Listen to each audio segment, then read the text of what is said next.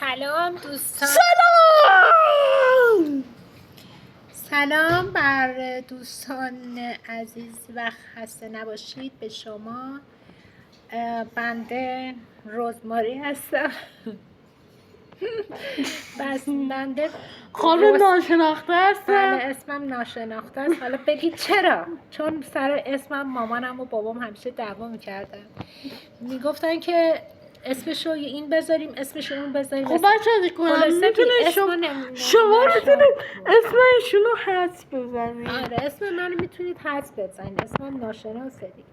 و بگید که من و ایشون با هم دیگه چه نسبتی داریم. ما با هم دیگه یه نسبت داریم. من مادرشون نیستم، شاید باشم. خالشم نیستم، شاید باشم. عمه‌شم نیستم، شاید باشم. دوستشم نیستم، شاید باشم. و من شایدم پرستارش باشم. شاید. امیر گیمر پدر مادرش خارج از کشور زندگی میکنن و منو به عنوان پرستارش استخدام کردن. من تنها پرستاری بودم که باهاش کنار اومدم، چون نصف زندگیشو گریه میکنه. خب بفرمایید شما بفرمایید. خب بله ایشونو میتونه حدس بزنی که چی کاره است. من ازت یه سوال بپرسم. تو 300 نفر 300 میلیارد تومن پول داشته باشی خوبه؟ خب یا 300 میلیارد دوست رفیق داشته باشی؟ خب 300,000 تومن 300 میلیارد 300 میلیارد داشته باشی؟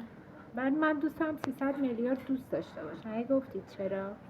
چون با 300 میلیارد تو اگه دوست داشته باشید از هر کدومش دوست داشته باشی 300 میلیارد دوست از هر کدومش 5 تومن هم بگیری کلی پولش میشه. 5 اگر میلیون 300 میلیارد اگه 300 میلیارد من چیه نفهمم ببخشید 300 میلیون نفر دوست داشته باشی، درستش کردم، دوست داشته باشی. خب برم یه مغازه بزنم هر کدومشون بیان ازم خرید کنن کلی پول دوست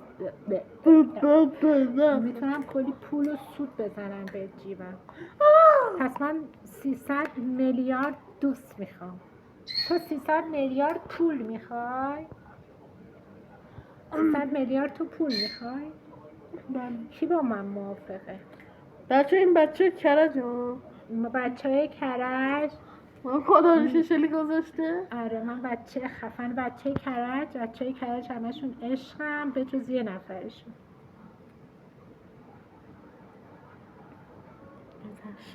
آره بچه های کرج ایشون بچه یاخچاباده.